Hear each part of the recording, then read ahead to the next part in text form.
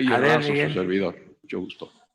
Señor presidente, nos decía usted hace rato, y ha venido la víspera también, nos dijo que está escribiendo, redactando los discursos que habrá de pronunciar tanto en Colombia como en la República de Chile, en Santiago de Chile. Y para ello también yo quisiera enriquecerle o propiciar mayor conocimiento de lo que ocurrió el 11 de septiembre de 1973, cuando un mexicano, un reportero mexicano, informó al mundo entero, de lo que ocurría en Chile, el ataque a la moneda, etcétera, la traición de Pinochet y las Fuerzas Armadas de aquella época en esta república. Fue Manuel Mejido, reportero de Excelsior, de aquel Excelsior de 1973, del señor Scherer García, quien desde los sótanos de la Embajada de México en Santiago, con el embajador Martínez Corvalá, pudo informar al mundo entero. Fue el único reportero en el mundo que a través de la agencia argentina Telam y Excelsior distribuyó al mundo lo que ocurría en el golpe de Estado. Manuel Mejido lo escribió en varios libros, un gran reportero, Manuel Mejido, discípulo de Negri, pero muy independiente de don Carlos de Negri en su ejercicio profesional. Manuel Mejido había estudiado química, Manuel Mejido logró entrevistar a Picasso y hacer que le hiciera un dibujo en su carro, que el propio Picasso le dijo, lo vas a vender ahorita, un Citroën que traía ahí Mejido en aquellos entonces en Europa. Se disfrazó de mesero en el Hotel María Isabel para entrevistar a Elizabeth Taylor y Burton en su momento. Estuvo con el Papa Negro que sobrevivió a la bomba atómica en Japón, etcétera. Es una larguísima historia. Entrevistó a los jeques del petróleo. La guerra de los 6 días en 1967 en el Oriente Medio entre la RAU de Gamal Abdel Nasser y el gobierno israelí. En fin, Manuel Mejido lo escribió y le contó al mundo y corrió un gran riesgo. Tuvimos entonces ahí un gran embajador, Martínez Corvalá. Seguramente conoce usted el libro. Si no lo conoce, yo se lo presto con muchísimo gusto, porque le narra día a día. Lo mismo en la recepción colosal que le dimos, yo la cubrí con mi amigo Joaquín López Dóriga, con Fernando Alcalá, con los que estábamos entonces. Lo mismo que en las guerras, que nos mandaban a guerras. A Joaquín lo mandaron, por ejemplo, a Vietnam. A mí me mandó el licenciado Sabludovsky al Líbano, haciendo tomar el teléfono, en este momento te vas a la guerra, y uno iba a la guerra, como estuvo el 2 de octubre de aquí. Pero Mejido y Excelsior y la prensa mexicana, yo creo que deberían tuvieron un gran papel en la difusión de aquel momento. No sé qué opina usted, señor presidente. Totalmente de acuerdo. Fue una actuación destacada del gobierno del presidente Echeverría,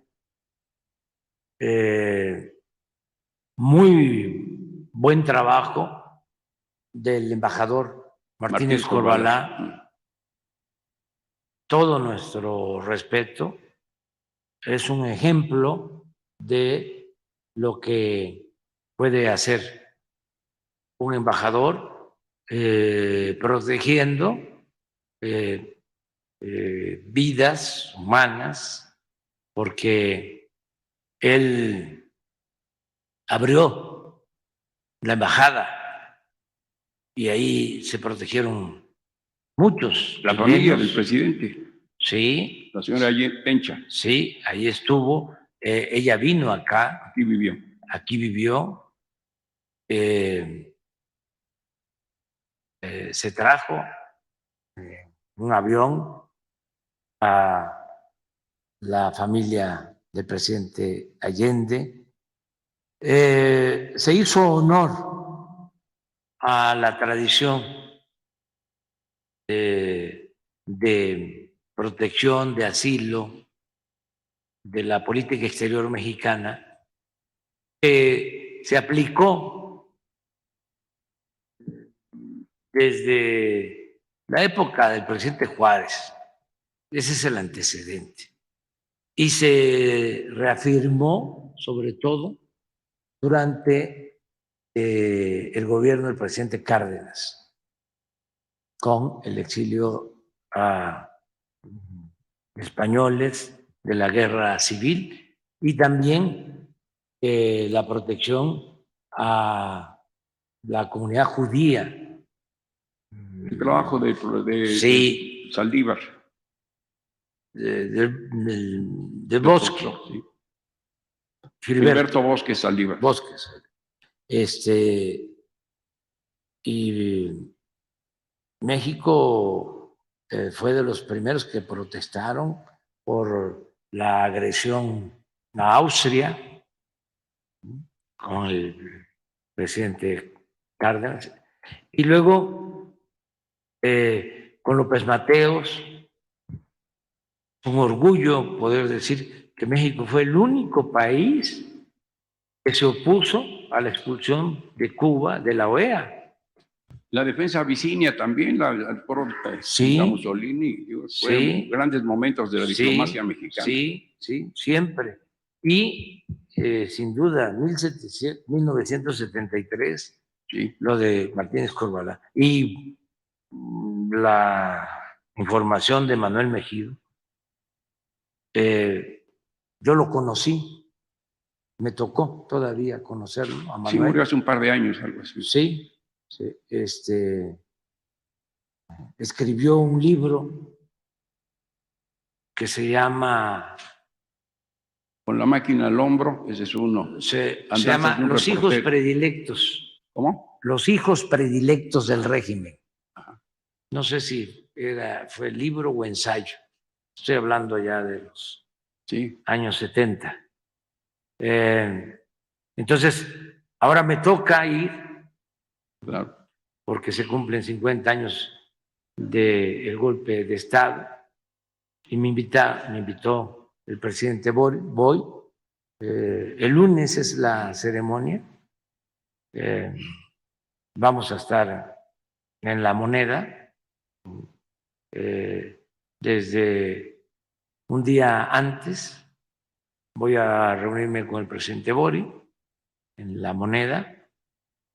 Vamos a comer juntos y luego vamos a ir juntos a la embajada de México en Chile y nos vamos a reunir con familiares y con quienes todavía viven y que estuvieron asilados en México.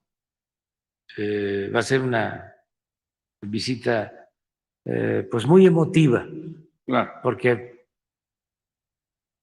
imagínate, Miguel, yo estaba llegando en el 73 a México, estaba yo estudiando el primer semestre en la Facultad de Ciencia Política. Ya lo he contado. Me daba clases de ciencia política Raúl Olmedo. Y nos convocó para que hiciéramos un análisis de lo que estaba sucediendo en Chile a partir de el estudio del libro de Lenin que se llama El Estado y la Revolución, donde sostiene que las transformaciones, los cambios estructurales solo pueden darse por la vía armada. Algo que el presidente Allende no aceptaba, porque él era un pacifista. Él apostaba a la vía pacífica y electoral. Desde entonces también yo sostengo lo mismo, que la vía armada causa mucho dolor, muchas desgracias, y le da la oportunidad a los que solamente tienen la fuerza bruta para imponerse. La vía pacífica electoral es muy difícil, que requiere de mucho trabajo, de concientización y de perseverancia, porque sabe uno que los dados están cargados, que las cartas están marcadas, que van a haber fraudes, todo lo que se padece. Pero sí se puede.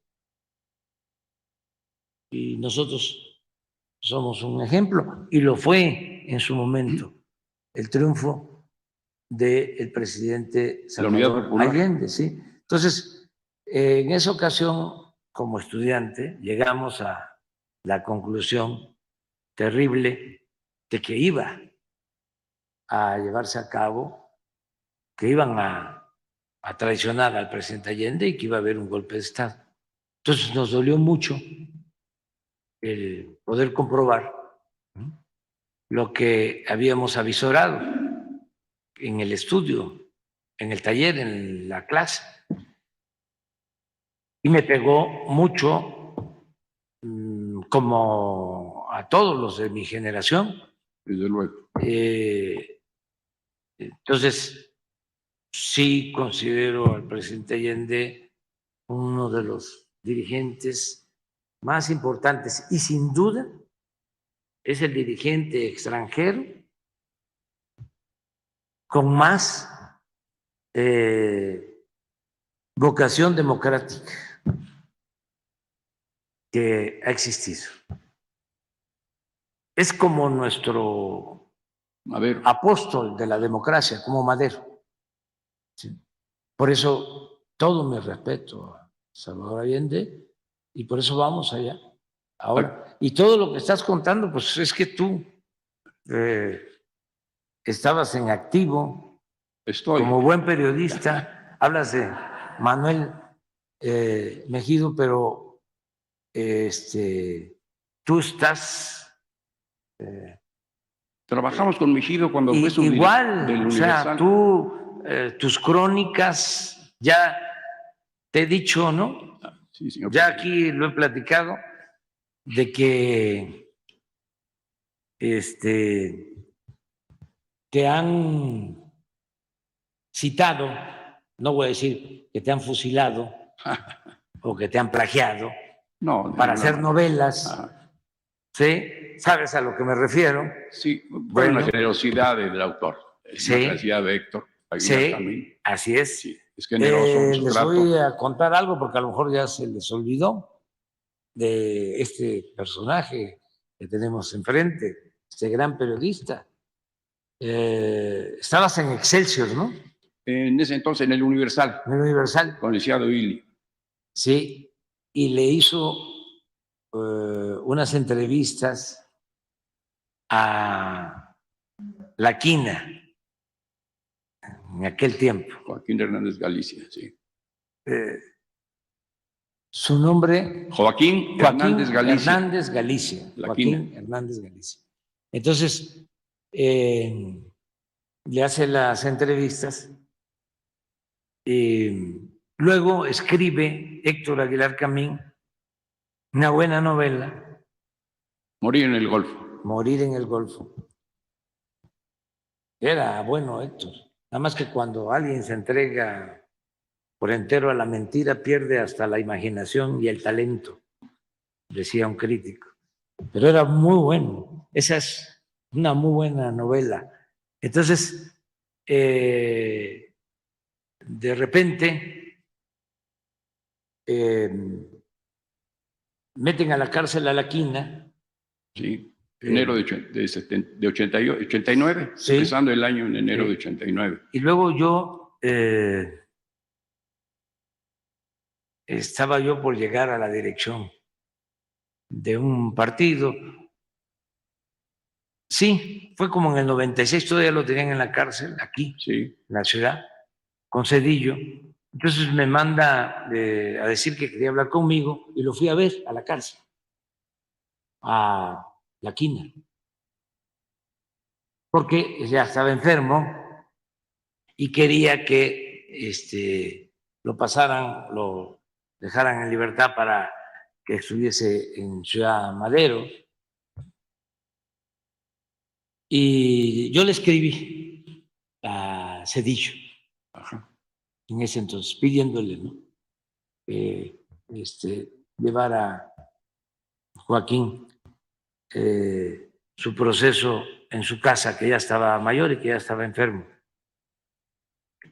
Pero estando ahí con él, en la celda, Cárcel.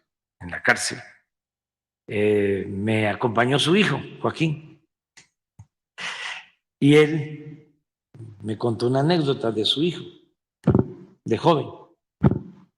Es una anécdota que ya te había contado a ti en su entrevista y que la retoma Héctor Aguilar Camín en su libro